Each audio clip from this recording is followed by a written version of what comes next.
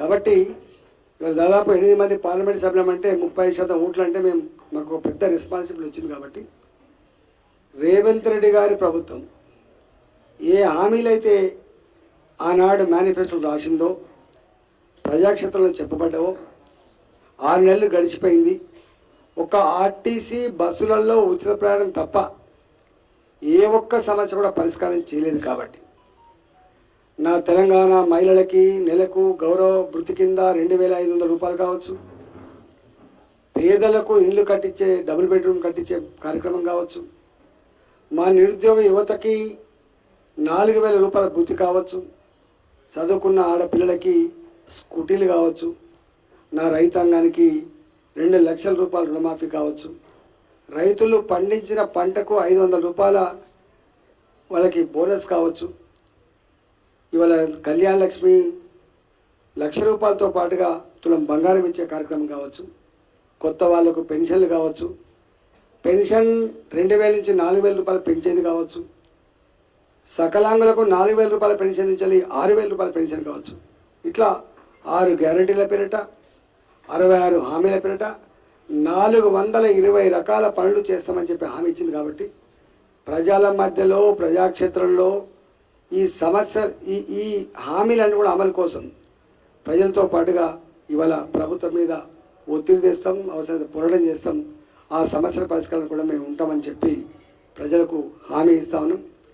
మీకు తెలుసు, భారతీయ జనతా పార్టీ అనిత్యం ప్రజలలో ఉండి ప్రజల సమస్యల మీద పోరాటం చేసే పార్టీ. కాబట్టి ఇవాళ ఇంతమంది ఎంపీలు గెలిపించినప్పుడు డెఫినెట్గా ఇవాళ ఆ కార్యక్రమాన్ని కూడా పూర్తి చేస్తామని చెప్పి మనం చేస్తున్నాం. మూడవది, ఈ దేశంలో మొదటి నుంచి కూడా 1952 మొట్టమొదటి సార్వత్రిక ఎన్నికలు జరిగినప్పుడు నుంచి ఇప్పటి వరకు ఒక జవహర్లాల్ నెహ్రూ తప్ప ఎవరు కూడా మూడోసారి ఎన్నిక కాలే. ఇవాళ మళ్ళీ ఆ ఘనత నరేంద్ర మోడీ గారికి మాత్రమే దక్కింది.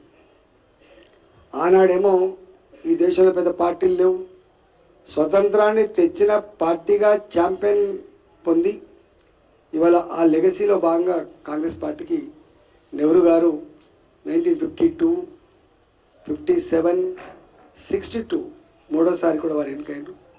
64లో వారు ప్రథమ.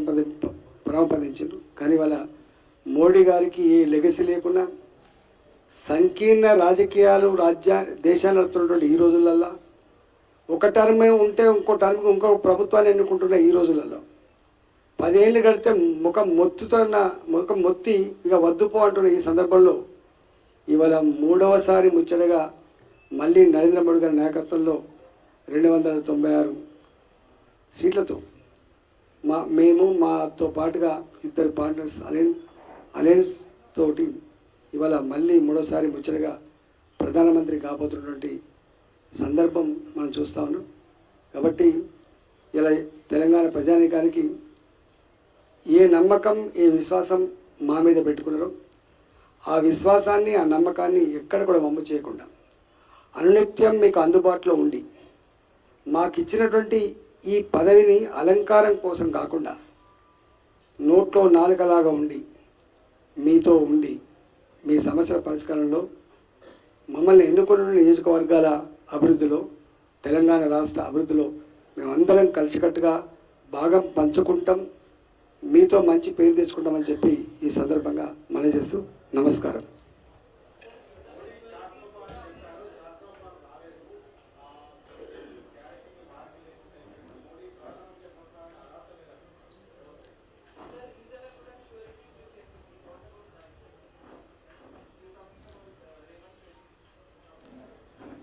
రెండు విషయాలు. అబ్కీ బార్ 400 పార్, ఫిర్ ఏక్ బార్ మోడీ సర్కార్. ఈ రెండు నినాదాలు ఇచ్చింది భారతీయ జనతా పార్టీ కాదు, మా నాయకులు కాదు. ఈ నినాదం ఇచ్చింది 10 సంవత్సరాలుగా నరేంద్ర మోడీ గారి పరిపాలన చూసిన తర్వాత నచ్చి మెచ్చి ప్రజలు ఇచ్చినటువంటి నినాదం అది, ప్రజలు ఇచ్చిన నినాదం అది. అయినా ఈ దేశంలో మళ్ళీ అధికారం రావాలంటే 272 సీట్లు కావాలి. మ్యాజిక్ ఫీవర్ మీకు తెలుసు 272, ఇవాళ 296. ఇవాళ మీరు చూస్తున్నాక పక్క రాష్ట్రంలో 5 ఏళ్ళకి ఆగమైపోయింది. అంతకుముందు మన్మోహన్ సింగ్ గారు కూడా 10 ఏళ్ళు పాలించిండు, మళ్ళా దెబ్బ కొడితే ఇప్పటిదాకా లేవలే. మొన్నదాకా పాలించిన ఈ రాష్ట్రంలో పాలించిన కేసీఆర్ గారు కూడా 10 ఏళ్ళకి ఏమైందో మీకు చూసిండ్రు. కానీ మోడీ గారు మాత్రం ముచ్చటగా మూడోసారి మాకు కావాలని చెప్పి ప్రజలు ఎన్నుకున్నారు, గుర్తుపెట్టుకోండి.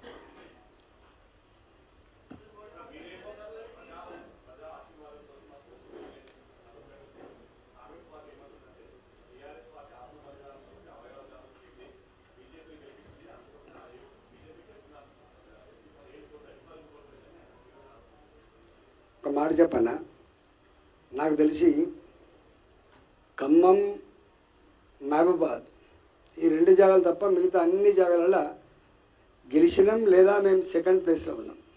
ఒకటి ఇలా గట్లంటే కాంగ్రెస్ పార్టీ బలంతో గెలవలే, వీళ్ళ పథకాల వలనో, వీళ్ళ వ్యూహాల వలనో, వీళ్ళ గొప్పతనం వలనో వీళ్ళు నచ్చి ఓటేయలే. కేసీఆర్ గారిని గద్దె దించాలని చెప్పి ప్రజలు భావించిండ్రు. అప్పుడున్న